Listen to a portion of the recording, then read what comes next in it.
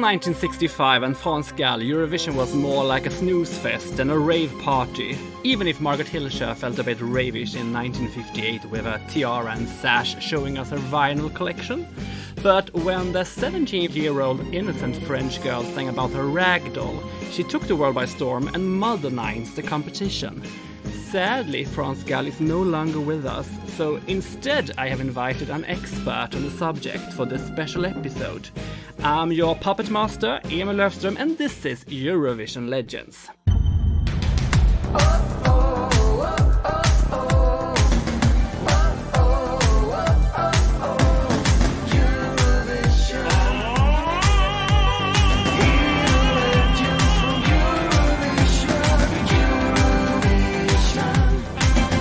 Welcome, my friend and Eurovision expert, Tobias Larsson. Well, thank you. It's a pleasure to be here. When I said that Margot Hilscher is a bit ravish, do you think that might be a stretch? Not at all. You see, I have this blog where I write about the history behind all of the Eurovision entries from 1956 to 2019. And what I found about the old-timers, the performers of the old days, is that their entries were often very toned down and very sort of family friendly, but they weren't. They were much more, interesting and more vibrant than their entries. So I'm really glad if a bit of Margot Hilscher breaks through the screen and you sort of get the idea of the real her. She was a very interesting figure. I'm glad that we got a bit of madness in the 1958 contest as well. Darf es Dixieland sein? Oder Lieder vom Rhein? Oder liebt irgendwer Verdis Open Meer? And I will post a link to your blog on our social media. It's in Swedish, but if I can use Google Translate, then so can you. Yes, and there's a button there, so you can have it badly translated into the language of your choice. Through the Eurovision community, I've gotten to know many great people over the years, but also some not so great. Have you managed to stay friends with many other Eurovision fans over the years? I ask because it is such a small bubble with many fact queens and many opinions that they think maybe need to be aired. What can I say? My basic idea about that is that I like to be corrected if someone has a fact. If someone has an opinion, I'm not necessarily so much into that. But if someone actually can correct me and say that I know more about this, then I'm just glad because I can find out more and have more knowledge afterwards. But not everyone who claims to know stuff is a good source. There are so many rumors out there. And for instance, if you look around Wikipedia, you will find so many errors and so many things that are incorrect. So you really need to navigate. But you see how I'm not answering your question if I stayed friends with people. It's difficult. I mean, some people are easier to stay friends with than others. I mean, I can disagree a lot with some people and stay friends. And then there are some other people where there's a lot less room for that.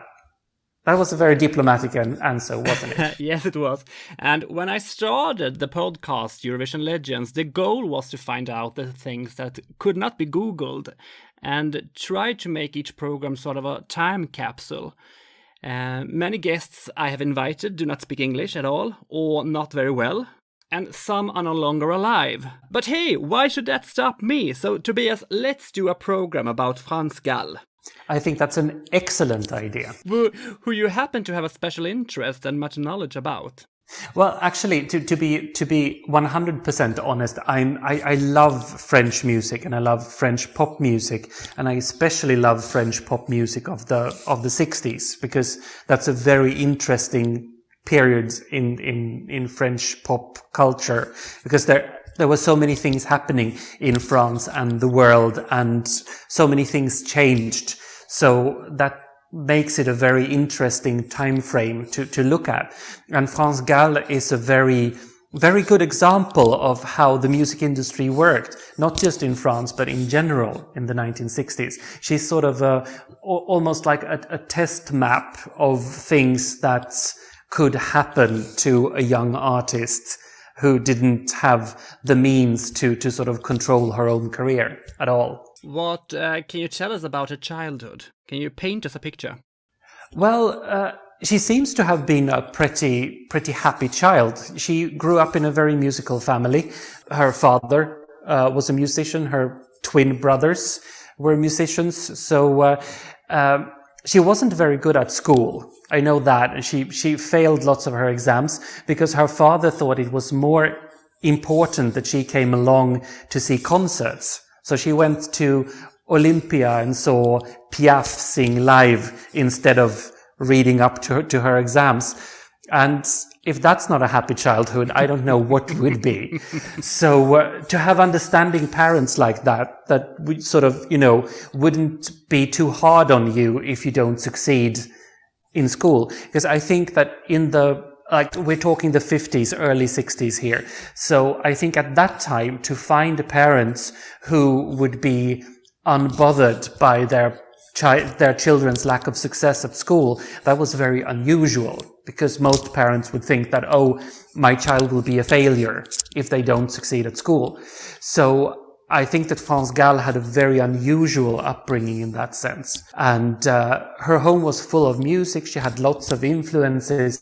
Her father was a big name within the jazz circuit in Paris. And so she had connections and she had good people around her, and she learned a lot through that. And I think that was very, very good for anyone with any sense of talent for music. She released her first single in 1963, the song Ne sois pas si bête. Mm-hmm. Il est très timide avec ses copains, mais avec les filles, il ne craint plus rien. Chaque fois qu'on danse, il nous snob un peu, et dans ses bras, oui dans ses bras, il nous tient des propos comme ça. Ne sois pas si bête, bête, bête, serre-moi plus fort, et plus fort encore. Ne t'en fais pas, ne crains rien de moi, car tu es encore une petite fille pour moi. How was she received by the audience in the beginning? Not a lot. I mean, it was a tiny hit, because she had a record deal with a huge label, like Philips. It was one of the biggest labels in Europe. And they believed in her. They believed in her father. And so they believed in her. And her real name, that should be said, her real name is Isabelle Gall. But Philips already had Isabelle Aubray, who won Eurovision in 1962. So they couldn't have two girls called Isabelle on the same label. This is how it worked. Men could be called whatever they wanted to be called, but you couldn't have two Isabelle on the same record label.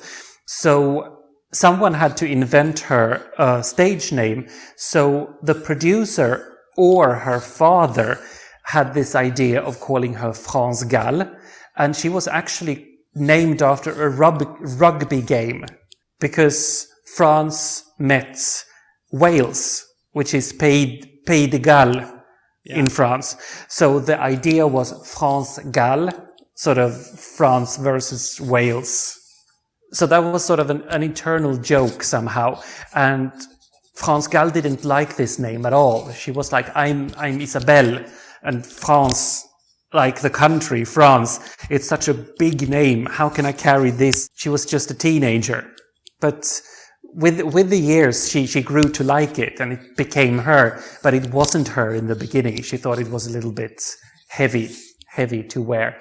But the first single wasn't a huge success. It was a bit of a hit and got airplay and everything, but it wasn't until the second single that she really hit it off, because the record label thought it would be a good idea to have Serge Gainsbourg write songs for her. Ces chansons que tu fredonnes, comment veux-tu que je les aime? Personne n'a jamais pu me faire croire que l'on se donne à cœur perdu pour ce qui t'ira l'automne, bien entendu. N'écoute pas les idoles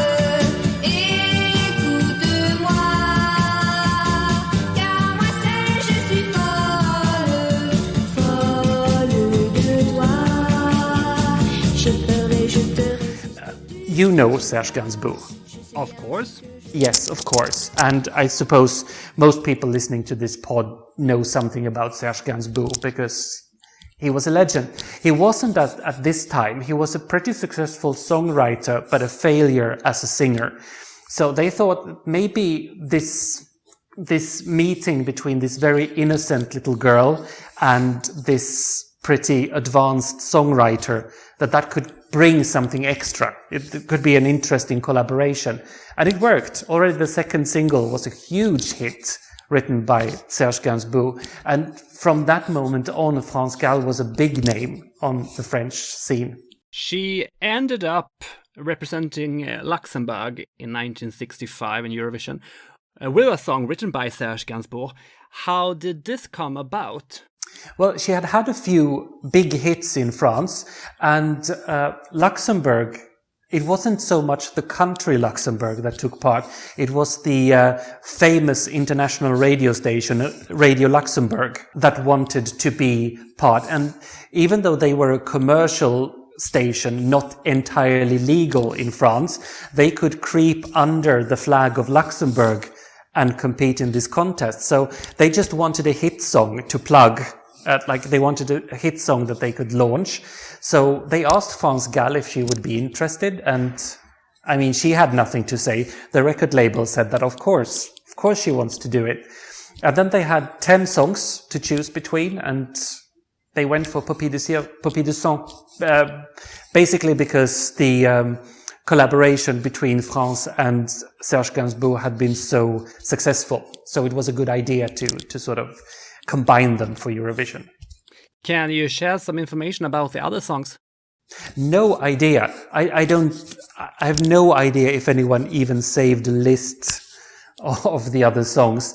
I found out this very recently because there has been a lot of debate through the years whether Luxembourg selected France Gall or if they selected Serge Gainsbourg. But in fact, I very recently found out that it was actually France Gall that they wanted, and then they got Serge Gainsbourg, sort of 2 for the price of 1. Je suis une poupée de cire, une poupée de son. Mon cœur est gravé dans mes chansons, poupée de cire, poupée de son. Suis-je meilleure, suis-je pire qu'une poupée de salon? Je vois la vie en rose bonbon, poupée de cire, poupée de son. The contest in 1965 was held in the Italian city Napoli, since Gigliola Cinquetti won the year before with Nonoletta. And it was 18 countries competed. And I wonder who was considered a front-runner before the contest? The UK, of course. The UK. Kathy Kirby was a big name. She wasn't a huge commercial hit, but she was very well known and very respected and very appreciated, at least sort of very good to work with. And so she was one of the big favorites. And France, of course, because France and the UK were always successful. At first I thought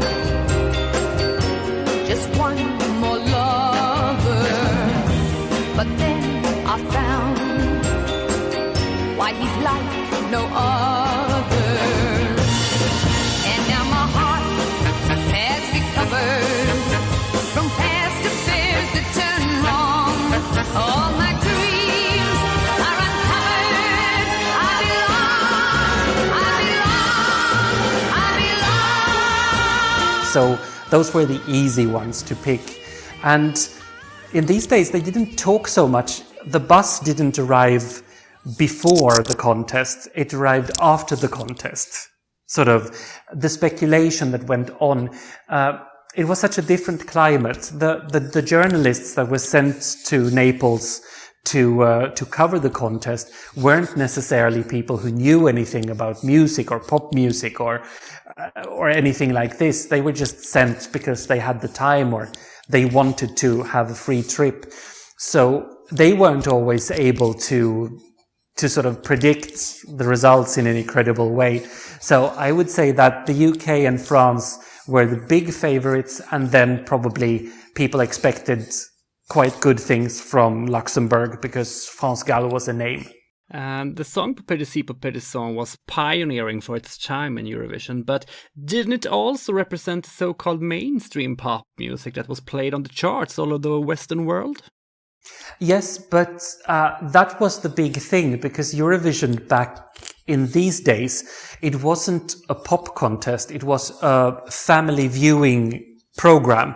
And to be very blunt, in order to keep the family by the television, you needed to appeal to the fathers. Yeah. Because dad was in charge of what we're watching. And if dad doesn't like the show, he will turn the television off or change the channel in the countries where that was possible. So you had to appeal to the fathers. You couldn't be too youthful. And this was a bit of a revolution in the mid-60s, and France Gall was like a paratrooper here, because she just went in and did her youthful thing. And that was a little bit shocking to many people. First of all, the song is a very straight-on, bang-on pop song, like we hadn't had many of those before. There had been pop songs before at Eurovision. That needs to be pointed out. Netherlands 64, for instance. Ik weet dat je liegt en dat je mij bedriegt, maar ik aanvaard het, want jij bent mijn leven. Van al wat je zegt, komt er nooit iets terecht. Dat heeft zo vaak toch de vrouwen verdreven. Or the UK 61, if you want to be really, really nice. Goodbye, farewell, I'm not sure what to do. So long, au revoir, it's hard but I'll pull through. Are you sure you won't be sorry comes tomorrow? You won't want me back again to hold you tightly. Now But it wasn't a pop contest. It wasn't the context at all. And that's why the song has the intro that it has. Now I can't remember, like, top of my mind, but it's very inspired by a classical piece. You're thinking about the song Beethoven's Piano Sonata No. 1.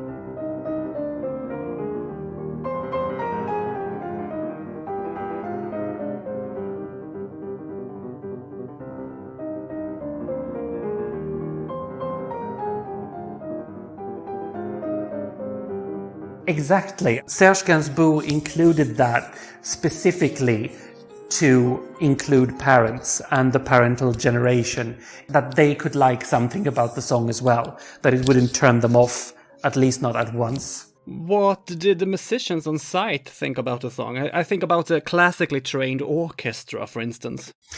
Well, what can I say? The orchestra in Napoli, the Italian musicians, they hated this song. I don't know if they hated the song as much as they hated Serge Gainsbourg. There are very different accounts of how this happened, but Luxembourg came in for its first rehearsal, and then, to those of you who are not familiar with the 1965 contest, and I will forgive you if you're not, there were two so-called serious entries this year. Both Sweden and Denmark entered very serious singers, like opera singers with very sort of highbrow music and lyrics. And the musicians appreciated that very much. And then came Luxembourg with a little pop ditty, and the musicians hated it, and they were calling Serge Gainsbourg names, and they were whistling, and they were showing very clearly that they didn't appreciate this song at all. And as you said, you know Serge Gainsbourg, right? What's your idea of his temper? What kind of person do you think? How open do you think Serge Gainsbourg was to criticism? Not at all. Not at all, exactly.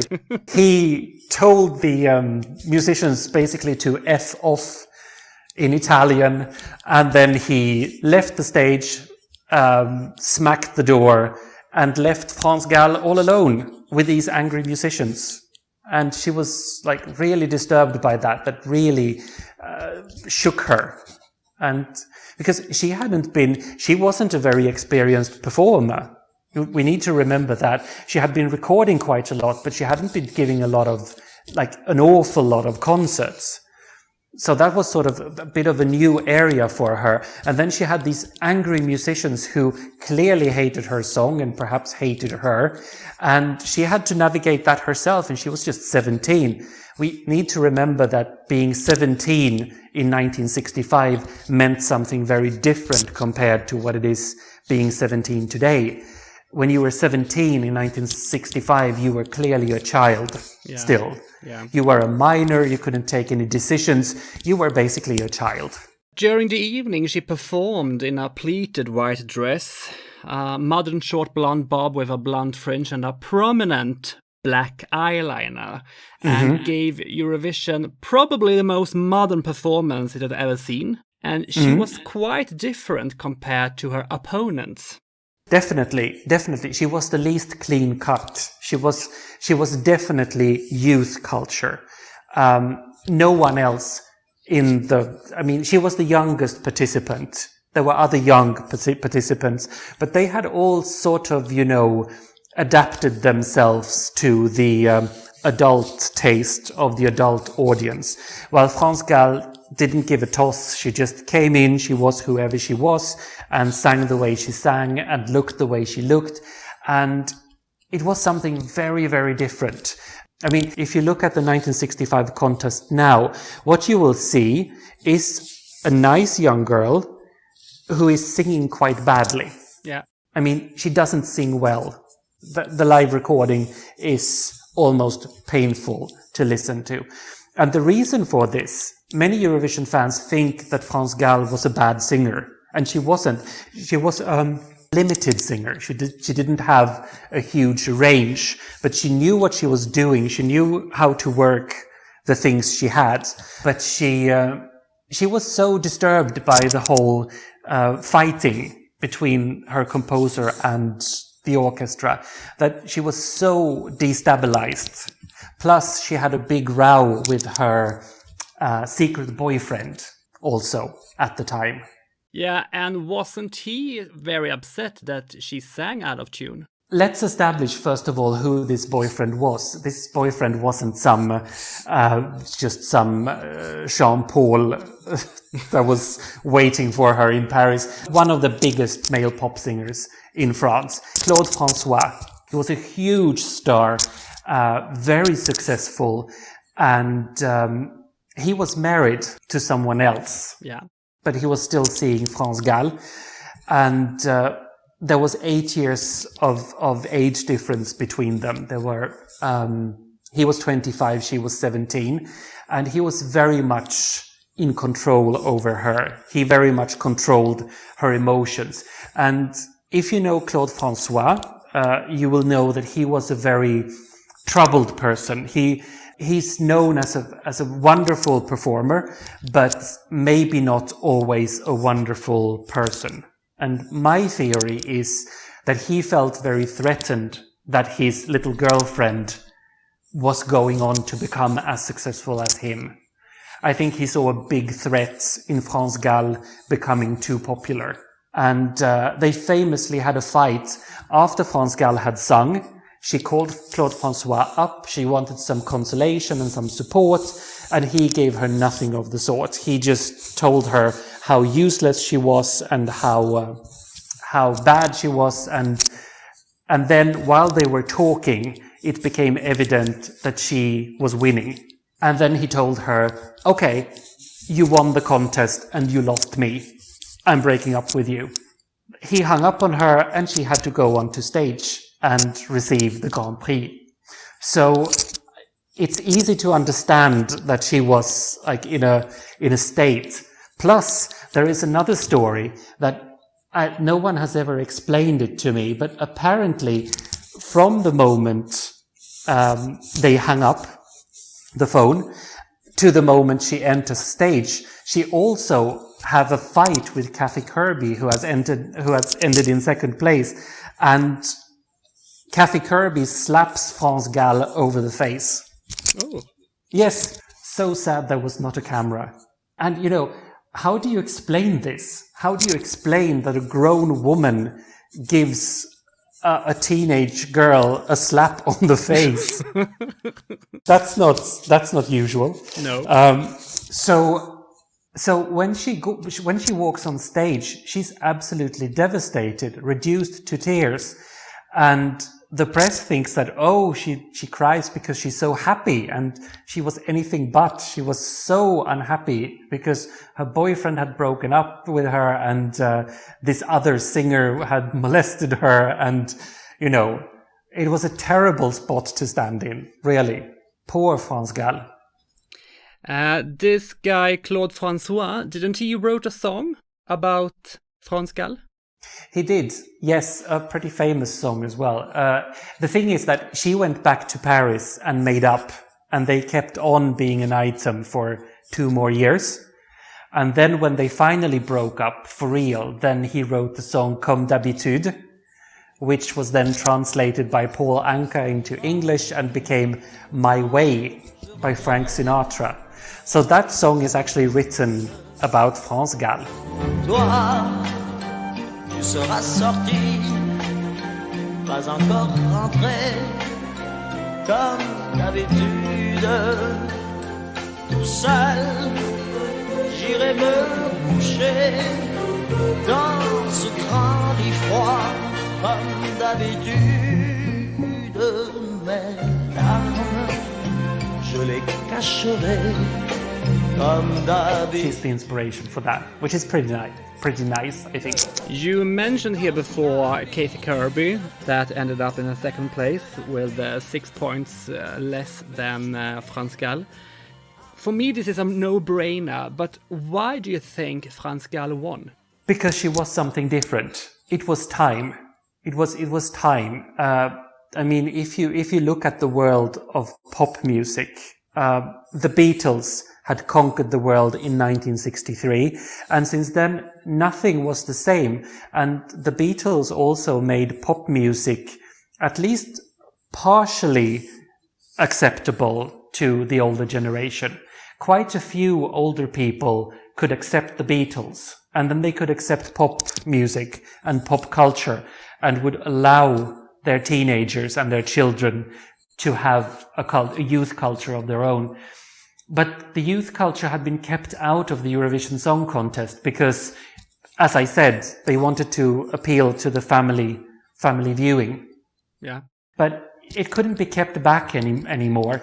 The music that had dominated Eurovision up until then was on its way out. There were so many, very standard ballads, very sort of cabaret acts, and it needed something new. It needed fresh air, and France Gall was the one who provided that. Eurovision was also this contest where most of the singers sang songs they had not written themselves. And maybe they didn't always have this big connection to the song they were singing. But the song Poupée de cire, Poupée de sang was actually written by Serge Gainsbourg after he had read an interview with France Gall, where she said things like, it feels like I just stand here and sing about love without knowing what it is. Yeah. I don't understand love, and hopefully one day I will. And he wrote a song about that. So France Gall has said in interviews that when she heard Poupée de cire, Poupée de sang the first time, it was like, whoa, did I write this? Is this my diary that someone put to music? Yeah, it was very much her. It was very close. It hit very close to home. And I think that vibe set her apart from everyone else. What would you say this victory meant for the contest the coming years? A lot. If you have enough time someday, if you have never done this, take out the 1965 contest, watch that in full, and then you watch the 1966 contest in full, and you will think that they are from different decades. Yeah. I mean, they're both in black and white, but there's such a difference in tempo, in temper, in youthfulness. 1966 is the youngest Eurovision ever. Like the youngest set of singers ever in a Eurovision final. And it's just a completely different generation and a completely different idea of what music can be. So it was a revolution, I'd say. Big, important revolution. The song Popédécie Popédéson became a huge worldwide hit and sold over 500,000 copies in France alone, and several covers have been made as well. France Gall recorded the song in French, Italian, German and Japanese, but never in English. Do you know why? I think her English wasn't good enough. I think that's the... But her Japanese? The reason. Well, it was another thing, you know. If you had a European singer who tried to sing in Japanese, everyone was like, "Ooh, she's trying to sing in Japanese. That's wonderful." Well, if she had been trying to sing in English, all the English speakers would have been like, "Oh, what a bad accent." Yeah. There's a huge difference in attitude there. So, plus, you need to remember that in 1965, English wasn't that important. English wasn't the language that it is today. It didn't have the status that it has today. French was at least as universal as English at the time. So I don't think they thought there was a need to record it in English. Das war eine schöne Party, Darlin und die Barbon. Darlin, ja über uns beiden hing ein rosa-roter Lampion. Quando poi arriva l'are, tu ballare lo vuoi. Se per andare in un cinema, tu decidi io dicono. Watashi no uta wa dare demo kikeru wa. Minna watashi no sugata mo miieru wa. Dare demo itsude. How did the collaboration with Serge Gainsbourg continue? Very well for a while. And then the thing is that it's a little bit sad, because France Gall said that she was attracted to Serge Gainsbourg and his songwriting because he was giving her different ideas, different things to work with. And it was challenging for her. But on the other hand, she said that she was a child. She was a woman child who was very, very naive and didn't understand double meanings and stuff. And so Serge Gainsbourg gave her more and more daring material, and he made a name for himself as someone who wanted to shock his audience. So he wrote a song for France Gall, which is called Les Sucettes. Do you know the lyrics of this song? Yes, I know. Yes, but let me explain in short. Les Sucettes, that's sort of une sucette, that's a popsicle. Yeah. This kind of candy that you lick on. You eat it by licking it, basically. And this is a song about the girl Annie, who loves these lollipops and who wants to have as many as she can. And she licks and licks until nothing remains but the little stick on her tongue. And she loves it when the melted sugar runs down her throat.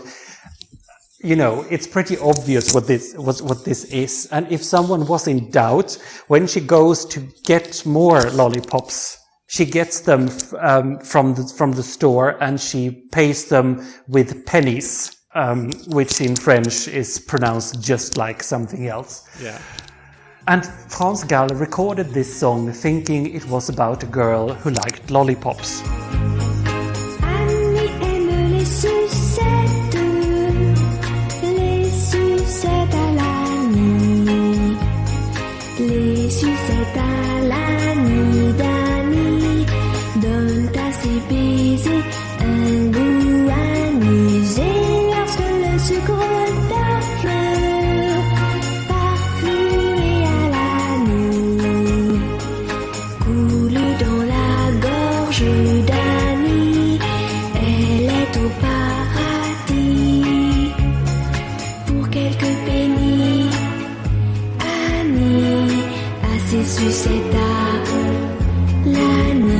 And it was recorded and distributed.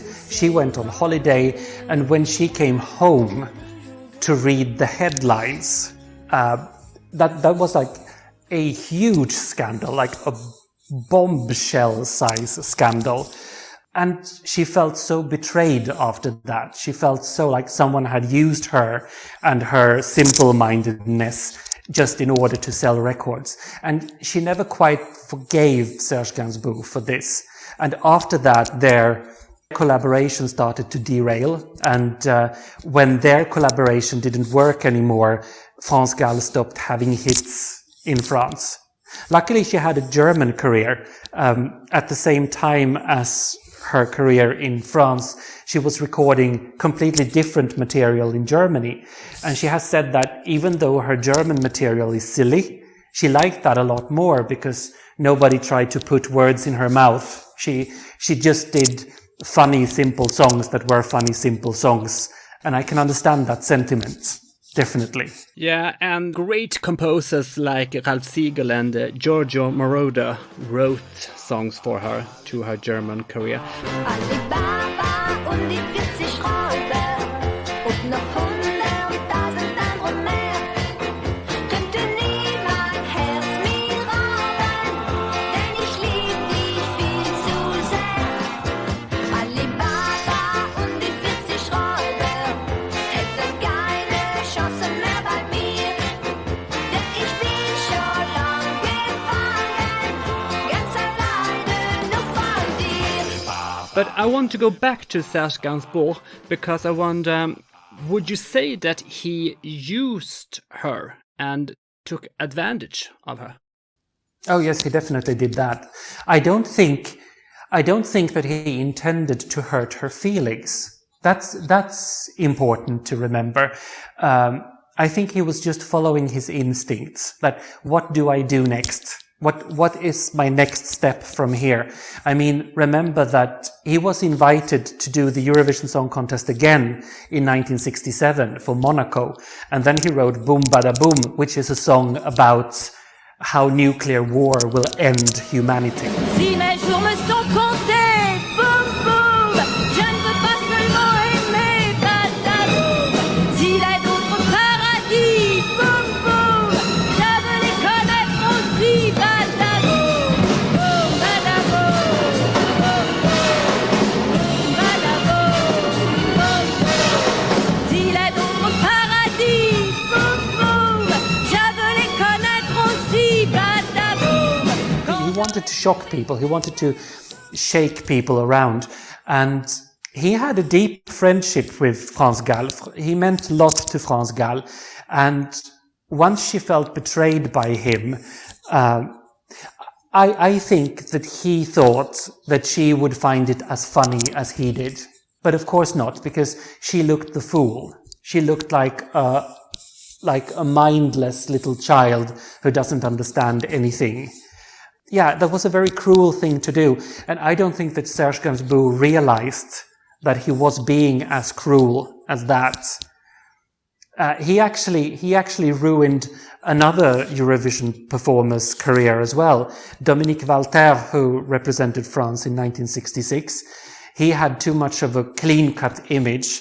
So he asked Serge Gainsbourg to write him racier songs.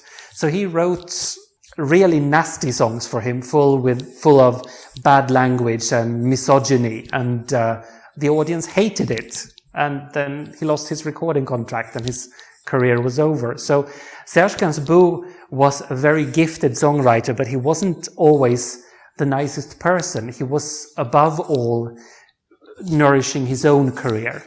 And I think with France Gall, it was the first time that it came into a conflict between him and the singer. And I think that he regretted it. He remained a friend of France Gall, and he was a close friend of France Gall's husband, Michel Berger. And he expressed regret in the 70s, that he wished he hadn't done that. Then in his later years, then he did this regularly. He made a career out of trying to shock people and tell people unpleasant things, especially on live television. He loved doing that. But in the 60s, he was a sensitive guy still. I think he was still a sensitive guy in the 80s, but he was a bit ruined by then. But I don't think he meant to take advantage. I've heard that she refused to sing any of her songs written by Serge, including her Eurovision hit. Yes, for many, many, many, many years. For almost 30 years. The thing is, she met Michel Berger, her future husband, in 1973. They recorded their first album together in 1974, and that was for her a rebirth as a singer, because for the first time she was in control of what she sang, how she was presented. She could say yes, she could say no, and she was fine with that. So the adult version of France Gall considered that her career started for real in 1974, and everything that happened before that, then she just felt that she was manipulated and taken advantage of anymore. Then in the late 90s, she made a tour where she suddenly started singing some of her old Serge Gainsbourg hits again, and the audience loved it. And I think that France Gall liked it as well, because she seemed very pleased with being able to sort of reconcile with her own self and sort of forgive her old self for what she did in her career. Thanks to Michel Berger, she returned to the large audience in her home country. I'm thinking about Ella Ella. Yeah. C'est comme toute l'histoire du peuple noir qui se balance entre l'amour et les espoirs. Quelque chose qui danse en toi. Si tu l'as, tu l'as. Ella, Ella. C'est je ne sais quoi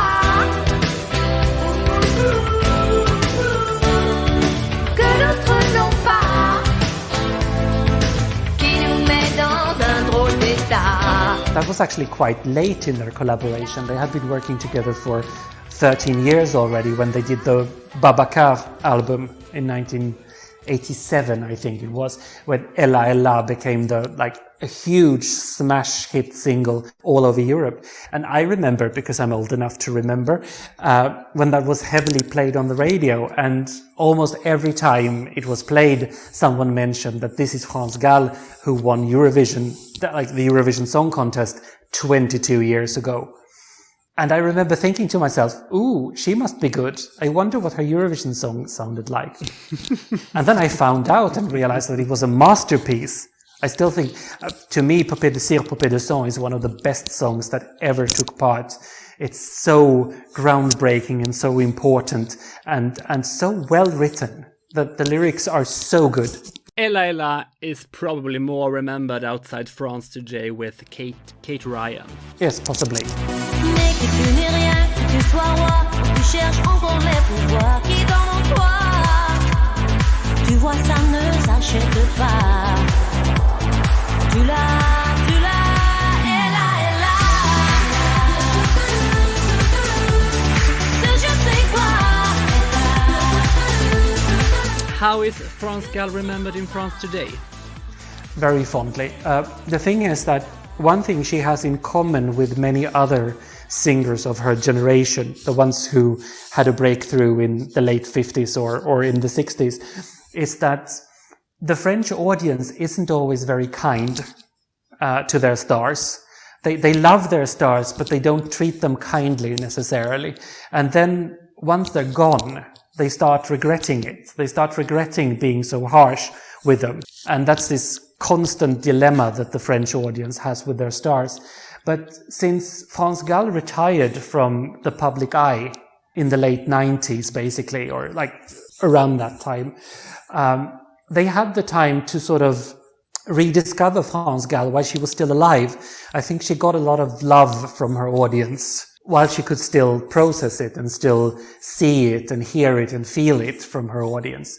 So they're at a very good place. She's remembered as a quality pop singer of the 60s and definitely a quality performer of the 70s and 80s. 70 years old, France Gall died after a long battle with cancer. What did you think about her win from 1965 later in life?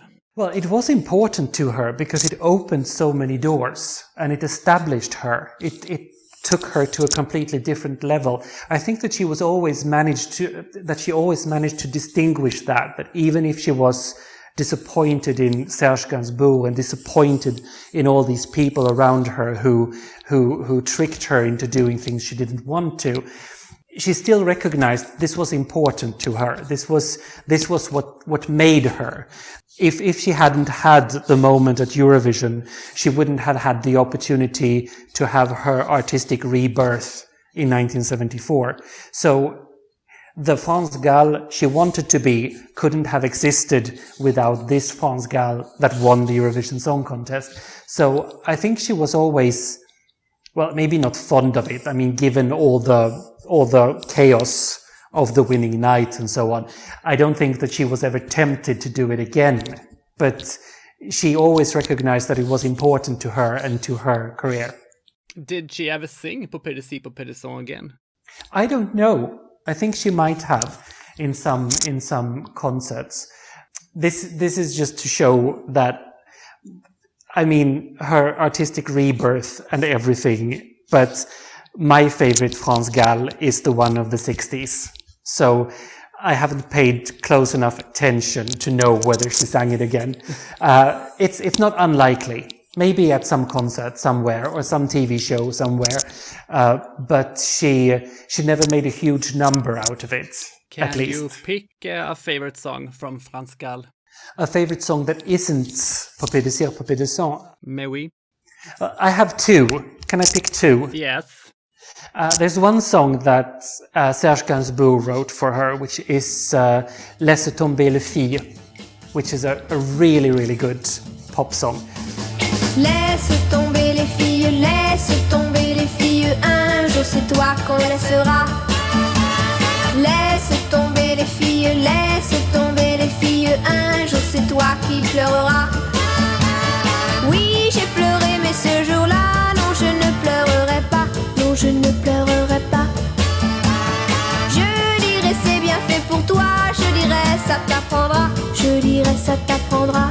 And then there is this fairly unknown song that is called Faut-il que je t'aime, which is a really nice little love song about this girl who's crying because her boyfriend left her.